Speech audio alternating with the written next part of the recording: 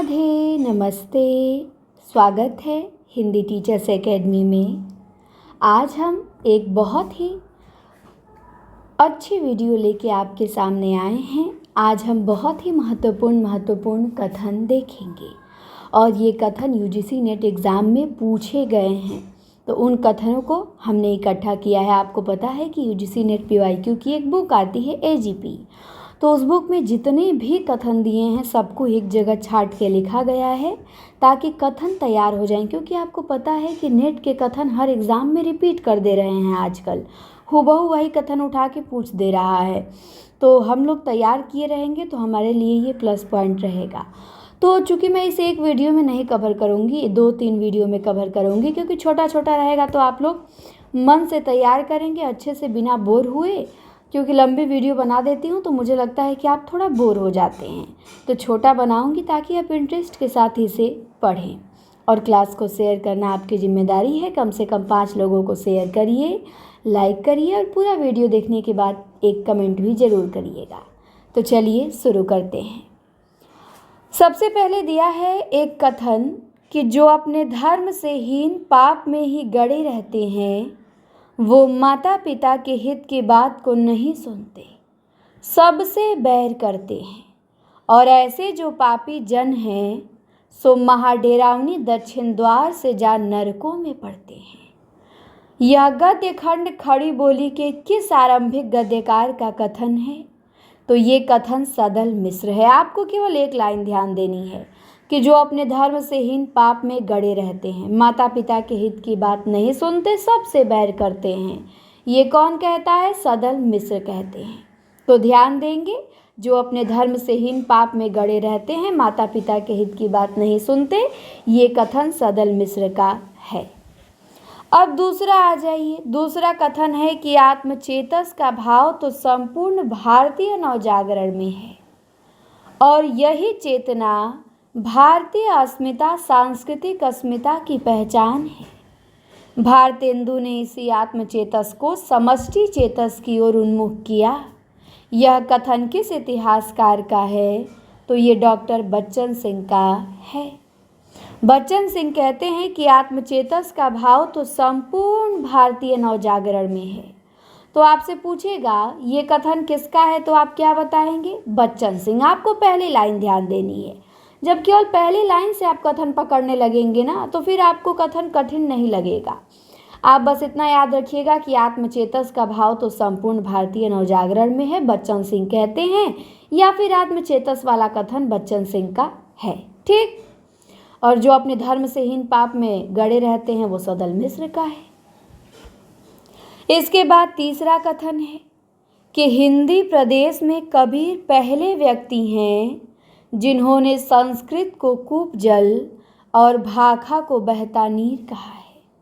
ये कथन किसका? तो ये डॉक्टर बच्चन सिंह का, कि हिंदी प्रदेश में कबीर पहले व्यक्ति हैं जिन्होंने संस्कृत को कूप जल और भाखा को बहता नीर कहा है। किसका कथन?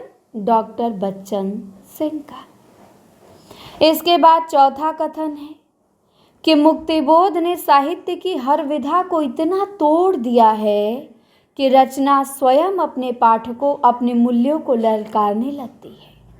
कविता बढ़ते बढ़ते डायरी हो जाती है और डायरी चलते चलते कहानी हो जाती है।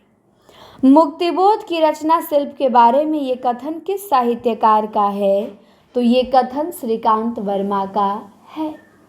श्रीकांत वर्मा क्या कहते हैं कि मुक्तिबोध ने साहित्य की हर विधा को इतना तोड़ दिया है कि रचना स्वयं अपने मूल्यों को ललकारने लगती है। तो बस यही ध्यान रखिएगा कि मुक्तिबोध ने साहित्य की हर विधा को इतना तोड़ दिया है, ये कथन कौन कहता है? श्रीकांत वर्मा कहते हैं।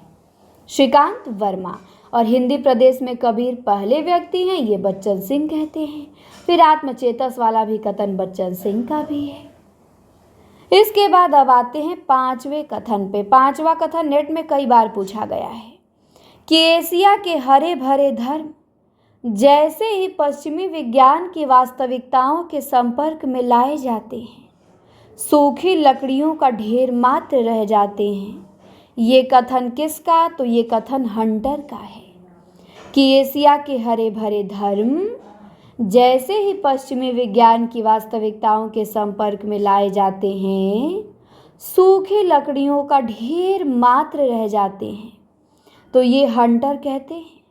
एशिया के हरे भरे धर्म हंटर, एशिया के हरे भरे धर्म हंटर। तो इस एशिया के हरे भरे धर्म वाला कथन हंटर का पकड़ लीजिएगा। इसके बाद 6 नंबर में आ जाइए। 6 नंबर में दिया है कि कल्पना मन की कोई रहस्यपूर्ण क्रिया नहीं है, वह मन की अन्य क्रियाओं के समान ही होती है। ये किसका कथन है? तो ये आइए रिचर्ड्स का है।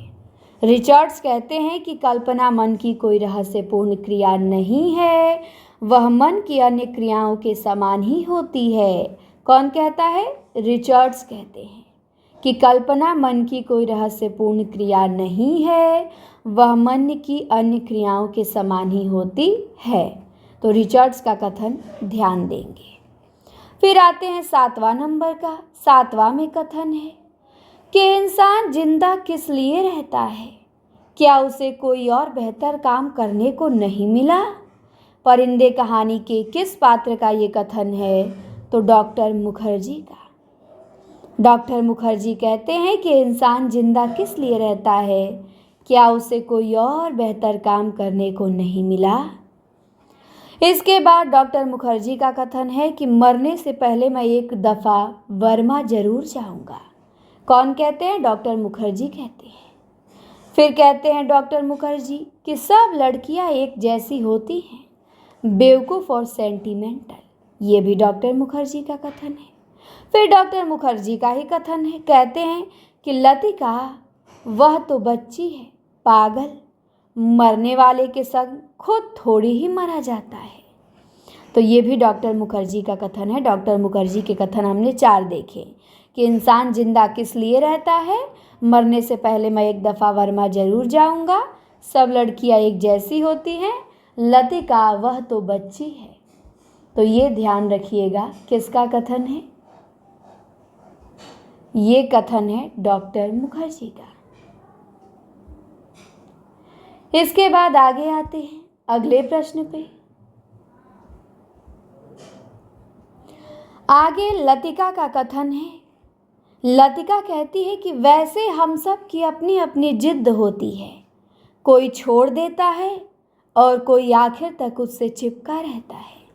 ये लतिका कहती है कि वैसे देखा जाए तो हम सब की अपनी अपनी जिद होती है, कोई छोड़ देता है तो कोई आखिर तक चिपका रहता है। ध्यान रखिएगा। फिर लतिका कहती है कि सब कुछ होने के बावजूद वह क्या चीज़ है जो हमें चलाए चलती है? हम रुकते हैं तो अपने रेल में वह घसीट ले जाती है। लतिका फिर कहती, लतिका का कथन कि वह क्या किसी को भी चाह सकेगी? उस अनुभूति के संग जो अब नहीं रही, जो छाया से उस पर मंडराती रहती है, न स्वयं मिटती है और न उसे मुक्ति दे पाती है। ये भी लतिका कहती है। इसके बाद मिस वुड के कथन देख लीजिए। मिस वुड क्या कहती हैं? कहते हैं लेकिन डॉक्टर कुछ भी कह लो, अपने देश का सुख कहीं और नहीं मिलता। ये कौन कहता है? मिस वुड कहती हैं कि लेकिन डॉक्टर कुछ भी कह लो, अपने देश का सुख कहीं और नहीं मिलता। इसके बाद आ जाइए आगे। अनीता कहती है राही कहानी में, राही सुभद्रा कुमारी चौहान की है, कि कल तक जो खद्दर भी न पहनते थे, बात बात पर कांग्रेस का मजाक उड़ाते थे, कांग्रेस के हाथों में थोड़ी शक्ति आते ही वे कांग्रेस के भक्त बन गए। तो ये राही कहानी के पात्र अनीता का कथन है कि कल जो खद्दर भी ना पहनते थे, बात बात पे कांग्रेस का मजाक उड़ाते थे, कांग्रेस के हाथों में थोड़ी सी शक्ति आते ही वे कांग्रेस के भक्त बन गए। राही कहानी में अनीता कहती है। राही सुभद्रा कुमारी चौहान की कहानी है। इसके बाद एक कथन है कोसी का घटवार में। लक्ष्मा कहती है कि ऐसे ही खाने पीने वाले की तकदीर लेकर पैदा हुआ होता तो मेरे भाग्य क्यों पड़ता। ये कोसी का घटवार में लक्ष्मा कहती है कि ऐसे ही खाने पीने की तकदीर लेके पैदा होता तो मेरे ही भाग्य क्यों पड़ता। इसके बाद डॉक्टर मुखर्जी कहते हैं कि किसी चीज़ को न जानना यदि गलत है तो जानबूझकर न भूल पाना, हमेशा जोक की तरह उससे चिपटे रहना, ये भी गलत है। ये डॉक्टर मुखर्जी कहते हैं।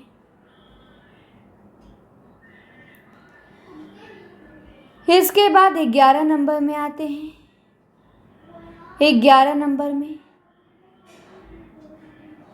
कानों में कंगना में नरेंद्र का कथन है। कहता है कि लोग अपने यहाँ अलौकिक बातें कब तक होने देगा, भव सागर की जल तरंगों पे थिर रहना कब संभव है। तो ये कानों में कंगना में नरेंद्र है, वो कहता है। इसके बाद 12 नंबर में कि जिस तरह कहानी जिंदगी का एक अंश मात्र ही होती है, एक पक्ष एक पहलू, उसी तरह यह भी मेरी जिंदगी का एक टुकड़ा मात्र ही है।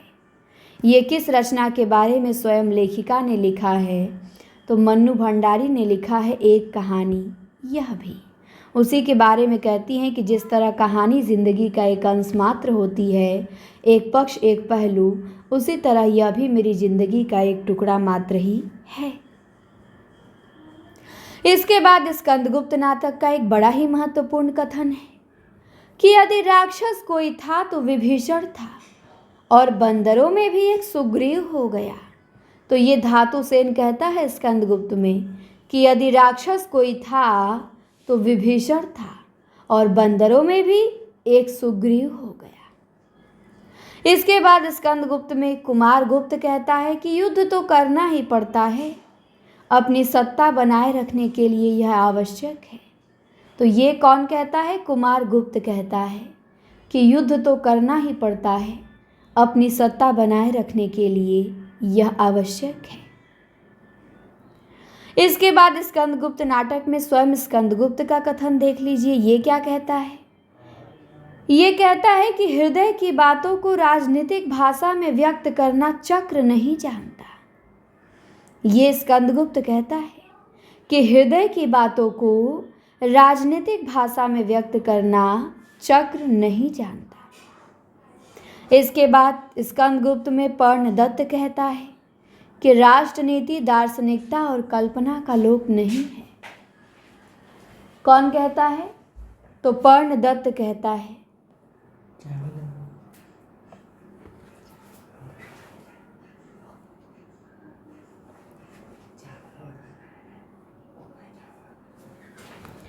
तो राष्ट्रनीति दार्शनिकता और कल्पना का लोक नहीं है, ये कौन कहता है? पर्णदत्त कहता है।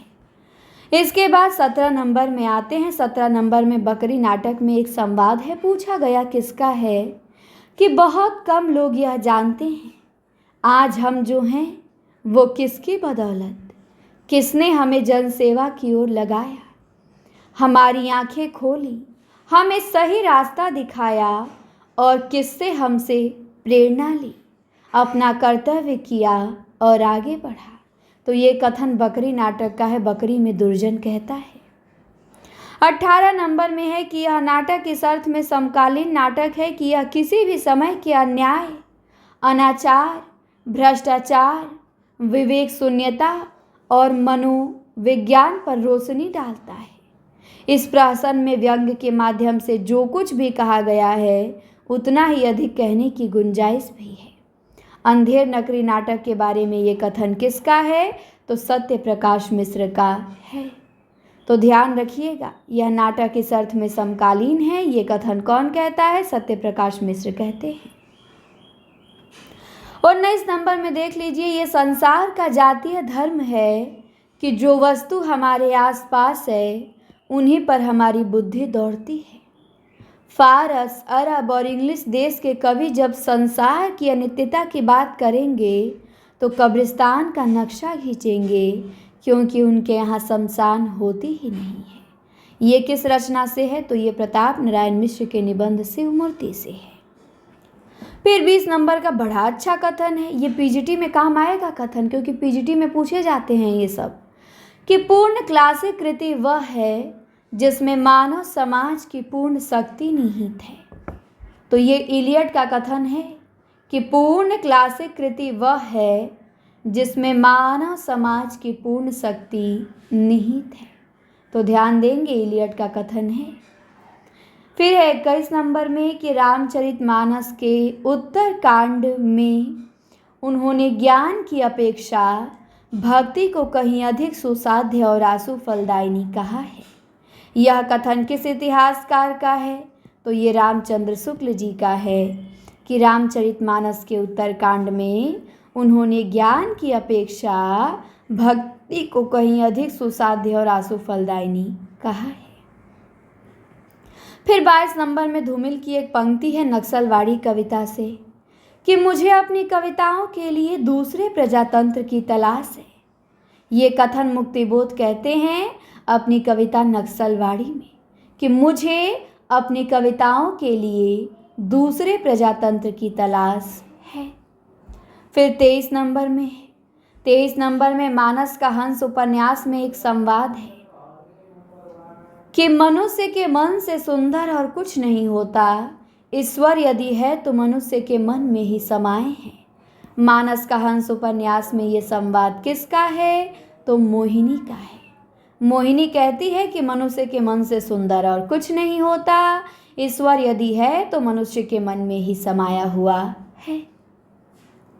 इसके बाद पूछा गया है 24 नंबर में, गोदान उपन्यास में एक कथन है कि ये हत्यारे गांव के मुखिया हैं, गरीबों का खून चूसने वाले, सूद ब्याज डेढ़ी सवाई नजर नजराना घूस घास जैसे भी हो गरीबों को लूटो, उस पर सुराज चाहिए, जेल जाने से सुराज न मिलेगा, सुराज मिलेगा धर्म से न्याय से। तो बस ध्यान रखेंगे ये हत्यारे गांव के मुखिया हैं, गरीबों का खून चूसने वाले। ये गोदान में कौन कहता है? धनिया कहती है। इसके बाद ईदगाह कहानी का ये कथन पूछा गया है कई बार नेट में कि अजी हजरत यही चोरी कराते हैं, शहर के जितने चोर डाकू हैं सब इनसे मिले रहते हैं। रात को ये लोग चोरों से कहते हैं चोरी करो, और आप दूसरे मोहल्ले में जाकर कहते हैं जागते रहो जागते रहो। यह संवाद ईदगाह कहानी के किस पात्र का है? तो मोहसिन का है। तो बस पहली लाइन ध्यान रखेंगे कि अजी हजरत यही चोरी कराते हैं। कौन कहता है? मोहसिन कहता है। फिर मोहसिन का एक और कथन है कि मेरी भिस्ती रोज पानी दे जाएगा सांझ सवेरे। किसका कथन है? तो ये कथन है मोहसिन का। और नूरे क्या कहता है? तो नूरे कहता है कि मेरा वकील खूब मुकदमा लड़ेगा। और सम्मी क्या कहता है कि मेरा धोबिन रोज कपड़े धोएगी। और महमूद कहता है कि मेरा सिपाही घर का पहरा देगा। तो सम्मी ने धोबिन लिया था, नूरे ने वकील लिया था, सिपाही महमूद ने लिया था और मोहसिन ने भिस्ती लिया था। तो ध्यान देंगे जो जो लिए थे ये लोग उसी का प्रयोग करेंगे। फिर 30 नंबर में देखिए ये कथन किसके बारे में है कि इनका जीवन बर्फ की पवित्रता से पूर्ण और वन की सुगंध से सुगंधित है। तो ये कथन भेड़ चराने वालों के बारे में कहा गया है। इसके बाद किस रचना के एक पात्र की जबान पे उठते बैठते ये दोहा रहता था कि पुरुष सिंह जो उद्यमी लक्ष्मी ता करी चेरी, अभाग्य भरोसे जे रहे कुपुरुष भास ही टेरी। तो ये हरिवंश राय बच्चन की आत्मकथा क्या भूलूं क्या याद करूं कि एक पात्र के जबान पे हमेशा ये कथन रहता था कि पुरुष सिंह जो उद्यमी लक्ष्मी ता करी चेरी। फिर 32 नंबर में आते हैं। 32 नंबर में मीराबाई के बारे में एक छप्पर है। ये किस रचना में है ये पूछा गया है, बहुत इम्पॉर्टेंट है कि लोक लाज कुल श्रृंखला तजी मीरा गिरधर भजी, सदृश गोपिका प्रेम प्रगट कल जुग ही दिखायो। तो ये भक्तमाल में मीराबाई के बारे में कहा गया है कि लोक लाज कुल श्रृंखला तजी मीरा गिरधर भजी। किस में कहा गया है? भक्तमाल में। इसके बाद आगे आते हैं। आगे कहा गया है एक वामन का कथन है, बड़ा इम्पोर्टेंट है कि काव्य शब्दोयम गुणालंकार संस्कृतयो शब्दार्थयो वर्तते। तो संस्कृतयो से पकड़िएगा कि अगर संस्कृतयो पंक्ति में आ गया तो वो कथन किसका हो जाएगा? वो कथन वामन का हो जाएगा। तो काव्यम शब्दोयम गुणालंकार शब्दार्थयो वर्तते, ये किसकी है पंक्ति? वामन की, ध्यान रखना है।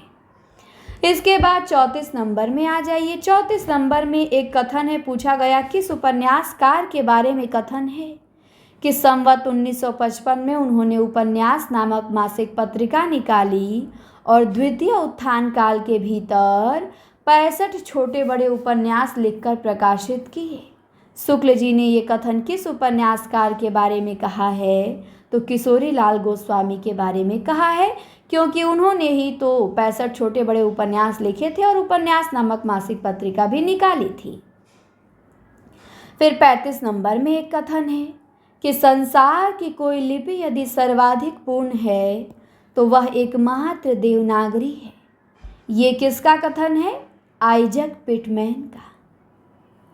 फिर पूछा गया है कि ईश्वर को पाने का एकमात्र उपाय यह है कि उसकी सृष्टि में देखा जाए और इस सृष्टि से एकात्म स्थापित की जाए। ये कथन महात्मा गांधी का है। फिर 37 नंबर में बहुत इंपॉर्टेंट कथन है डॉक्टर नगेंद्र का कि साधारणीकरण न तो आश्रय का होता है और न आलंबन का होता है, अपितु यह तो कवि की अनुभूति का होता है। साधारणीकरण के बारे में ये किसका कथन है? डॉक्टर नगेंद्र का, कि साधारणीकरण न तो आश्रय का होता है न आलंबन का, यह तो कवि की अनुभूति का होता है। किसने कहा है? डॉक्टर नगेंद्र ने। फिर 38 नंबर में है किस व्याख्याकार ने अरस्तु के अनुकरण सिद्धांत की व्याख्या करते हुए लिखा है कि यह सादृश्य विधान अथवा मूल का पुनरुत्पादन है, सांकेतिक उल्लेखन नहीं। तो ये जो कथन है वो बूचर का है। इसके बाद 39 नंबर में पूछा गया है कि यह पृथ्वीराज रासो में पंक्ति किसकी है? तो ये पंक्ति है पीर सोर तन दग मन मगा कुछ सुरन तार अब इहमत विचारिए। तो ये पंक्ति पृथ्वीराज चौहान की है। इसके बाद 40 नंबर में आते हैं। 40 नंबर में बाण भट्ट की आत्मकथा में एक कथन है कि तुम जड़ पाषाण पिंड हो, तुम्हारे अंदर न देवता है न पशु, एक भेड़िया है, एक अड़िग जड़ता है। तो बाण भट्ट की आत्मकथा में ये न्यूनिया कहती है कि तुम जड़ पाषाण पिंड हो, तुम्हारे अंदर न देवता है न पशु है। ध्यान रखेंगे TGT 21 में भी एक आध दो कथन नेट के से पूछ लिया था हूबहू, तो इसीलिए इस बार पढ़ा दे रही हूँ कथन, ताकि कहीं से पूछे तो आप लोग पीछे न रहें, तैयार करके रहिएगा एकदम रेडी। तो तुम जड़ पाषाण पिंड हो, तुम्हारे अंदर न देवता है न पशु। ये कथन कौन कहती है? न्यूनिया कहती है। तो आज हम 40 ही कथन देखेंगे, अगली वीडियो में हम इसके आगे के देखेंगे और 2-3 वीडियो आएगी। आप लोग इसे तैयार रखिएगा। टेस्ट आज 1 लाइनर का था, कल PDF टेस्ट हुआ था, तो रिजल्ट सभी का बताना है। आप सभी लोग रेडी रहिएगा। और जो लोग जुड़ना चाहते हैं मात्र 499 में हमारे कोर्स से आप जुड़ सकते हैं। और जुड़ने के लिए इसी नंबर पे व्हाट्सअप करेंगे कि मैम हमें आगाज बैच से जुड़ना है। इसी नंबर पे पेमेंट करके स्क्रीनशॉट भेज देंगे, व्हाट्सअप पे नाम नंबर बता देंगे, ऐड हो जाएंगे। फीस 999 से 499 हो गई है। आप एकदम जम के तैयारी करेंगे। डेली टेस्ट हो रहे हैं, डेली वीडियोज़ मिलेगा। 1 लाइनर का ऐप पे लाइव क्लासें होंगी, तो आप सभी एक बार ज़रूर जुड़िए। 400 से अधिक लोग जुड़ चुके हैं, तो जुड़िए और मन लगा के पढ़िए। हम मिलेंगे अब आपसे अगली क्लास में। इस वीडियो में इतना ही। ये क्लास, ये कथन आपको कैसे लगे कमेंट में ज़रूर बताएं। बहुत बहुत धन्यवाद। इस क्लास को करते हैं यहीं पे समाप्त।